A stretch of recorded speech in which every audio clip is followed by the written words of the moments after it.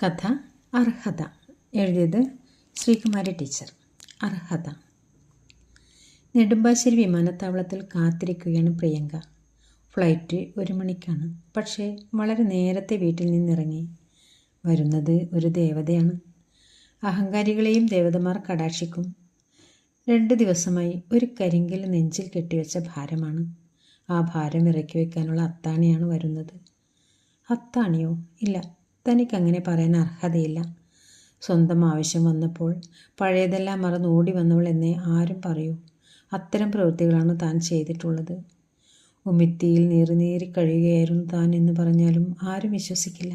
പക്ഷേ സത്യം അതാണ്. നിർദോഷികളായ 2 പേർ പറഞ്ഞ സത്യങ്ങളൊന്നും വിശ്വസിക്കാത്തവളാണ് താൻ. അതിൽ ഒന്ന് സ്വന്തം ഭർത്താവായിട്ട് കൂടി. വിമാനത്താവളത്തിൽ റൺവേയിൽ എത്ര സന്തോഷത്തോടെയാണ് ആഗതരെ സ്വീകരിക്കാൻ ആളുകൾ നിൽക്കുന്നത്. പക്ഷേ ഞാനോ? ഭയവും ആകാംക്ഷയും ഒപ്പത്തിനൊപ്പം നിൽക്കുന്നു. ഒരു നാൾ താൻ അടിച്ചും ആക്ഷേപിച്ചും ഓടിച്ചു വിട്ടവളെയാണ് പ്രതീക്ഷിച്ചിരിക്കുന്നത്. ഇത് ദൈവം തരുന്ന ശിക്ഷയാണ്. കല്യാണം കഴിഞ്ഞാൽ പിന്നെ മറ്റു പുരുഷന്മാരുമായുള്ള ഇടപെടൽ പാടില്ല.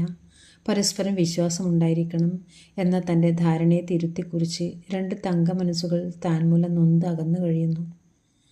കല്യാണം കഴിച്ച് വലതുകാൽ വെച്ച് വീട്ടിൽ കയറും മുമ്പ് തന്നെ പ്രഭയുടെ പെരുമാറ്റം അരോചകമായി തോന്നി. രവിയേട്ടൻ്റെ അടുത്തു നിന്ന് മാറാതെ വിയർപ്പൊപ്പാൻ ടവൽ കൊടുക്കുന്നു. തൻ്റെ സീമന്തരേഖയിൽ സിന്ദൂരമിട്ട കൈ തുടയ്ക്കാൻ ടിഷ്യൂ പേപ്പർ കൊടുക്കുന്നു. തലയിൽ വീണ പൂവുകൾ തട്ടിക്കളയുന്നു. എന്തിനും രവിയേട്ടൻ പ്രഭയെന്ന് വിളിക്കുന്നു. ഒരാണും പെണ്ണും തമ്മിലുള്ള ബന്ധത്തിന് ഒരർത്ഥം മാത്രമേ എൻ്റെ മനസ്സിലുള്ളൂ. എടാ ശങ്കര എന്നുള്ള ആ വിളി അരോചകമായി. രവിശങ്കർ എന്നത് രവിയെന്ന് എല്ലാവരും വിളിക്കുന്നു. ഒരുത്തി മാത്രം ശങ്കര എന്നും. രവിയേട്ടനോട് അതൃപ്തി പറഞ്ഞപ്പോൾ അവൾ അങ്ങനെ വിളിച്ചോട്ടെ, വർഷം 11ആയി, ഇനി അത് മാറ്റണ്ട. പ്രഭേ എന്ന വിളിയിൽ പ്രിയ എന്നതിനേക്കാൾ മാധുര്യമില്ലേ? ഉണ്ട് എന്ന് തന്നെ ഞാൻ വിശ്വസിച്ചു. പ്രഭയുടെ വെഡ്ഡിങ് ആനിവേഴ്സറി. ഭർത്താവും പ്രഭയും ഒന്നിച്ചു ഒന്ന് വിളിച്ചു. പോകാൻ നേരത്ത് നിങ്ങളാണ് നടത്തേണ്ടവർ, നേരത്തെ എത്തിയേക്കണം കേട്ടോ എന്നവളുടെ കോന്തൻ ഭർത്താവ്. അന്നെല്ലാം സുധീർ വെറും കോന്തനായിരുന്നു. രവിയേട്ടൻ്റെ പേഴ്സിൽ പ്രഭയുടെ ഇരുവശത്തും സുധീറും രവിയേട്ടനും 3 തലകൾ മാത്രമായുള്ള ഫോട്ടോ. പഴയതാണ്, എന്നാലും അതെടുത്ത് കത്തിച്ച് കളഞ്ഞപ്പോഴാണ് ആശ്വാസമായത്. വെഡ്ഡിങ് ആനിവേഴ്സറി ദിവസം വയറുവേദന അഭിനയിച്ചു കിടന്നു. താൻ പോയില്ലെങ്കിൽ രവിയേട്ടനും പോവില്ല എന്ന് കരുതി. വിടാതിരിക്കാൻ പല ശ്രമവും നടത്തി. പക്ഷേ രവിയേട്ടൻ പോവുക തന്നെ ചെയ്തു. 1/2 മണിക്കൂർ കഴിഞ്ഞ് പുറകെ ചെന്നപ്പോൾ കണ്ടത് ഭർത്താവിനെയും കാമുകനെയും ഇരുവശത്തും നിർത്തി കേക്ക് മുറിച്ച് വായിൽ വെച്ച് കൊടുക്കുന്നു വാസവദത്ത. ഓടിച്ചെന്നവളുടെ കാരണത്തടിച്ചു. തേവിടിശി എന്ന് വിളിച്ചു. ഹിസ്റ്റീരിയ ബാധിച്ചതുപോലെ കയ്യിൽ കിട്ടിയതെല്ലാം വലിച്ചെറിഞ്ഞു. ആളുകൾ അത്ഭുതത്തോടെ നോക്കി നിൽക്കെ രവിയേട്ടൻ തന്നെ വലിച്ചിഴച്ച് കാറിൽ കയറ്റി വീട്ടിലെത്തിച്ചു. ഒന്നും മിണ്ടാതെ രവിയേട്ടൻ മുറിയടച്ചിരുന്നു.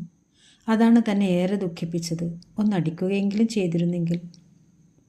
അപ്രാവശ്യം മടങ്ങിപ്പോയപ്പോൾ സുധീർ പ്രഭയെയും അമേരിക്കയ്ക്ക് കൂട്ടി. എന്തായാലും ആ സംഭവത്തിന് ശേഷം രവിയേട്ടൻ്റെ പുഞ്ചിരിയും പ്രസരിപ്പും അസ്തമിച്ചു എന്ന് തന്നെ പറയാം. മക്കളുടെ തമാശകൾ കേൾക്കുമ്പോഴും ഒരു ചെറുചിരി മിന്നി മറഞ്ഞെങ്കിലായി.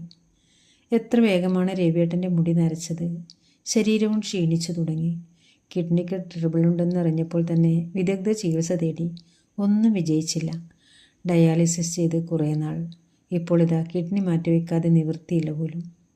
ബി നെഗറ്റീവ് ബ്ലഡ് കിഡ്നിക്ക് വേണ്ടി ബുക്ക് ചെയ്തു കാത്തിരിക്കുമ്പോഴാണ് പഴയ ഒരു ഡയറിയിൽ നിന്നും പ്രഭയുടെ ബ്ലഡ് ബി നെഗറ്റീവാണെന്നറിഞ്ഞത്.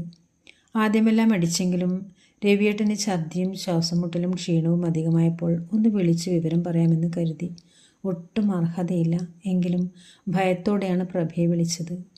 തൻ്റെ ശബ്ദം പെട്ടെന്ന് തിരിച്ചറിഞ്ഞ്, പ്രിയേ, എന്താ നിൻ്റെ ശബ്ദത്തിനൊരു മാറ്റം? എൻ്റെ ദൈവമേ, ആ നാവിൽ നിന്നും എന്തെല്ലാം പ്രതീക്ഷിച്ചു. പൊട്ടിക്കരഞ്ഞുപോയി. ഒരുവിധം കാര്യം അവതരിപ്പിച്ചപ്പോൾ എൻ്റെ ശങ്കരൻ എന്ന് മാത്രം പറഞ്ഞു. അല്പനേരം കഴിഞ്ഞ് ഞാൻ നാളെ പുറപ്പെടുന്നു എന്ന് പറഞ്ഞു ഫോൺ കട്ട് ചെയ്തു. എല്ലാം കേട്ട് കിടന്ന രവിയേട്ടൻ എനിക്കറിയാമായിരുന്നു അവൾ വരുമെന്ന്. തൻ്റെ മുഖത്തേക്ക് ഒന്ന് നോക്കുക പോലും ചെയ്യാതെ ഭിത്തിക്കഭിമുഖമായി കിടന്നു. ഞാൻ ആ കാല് പിടിച്ചു കരഞ്ഞു. മാപ്പിന് പോലും അർഹതയില്ലാത്തവളാണ് ഞാൻ. ശുഭം.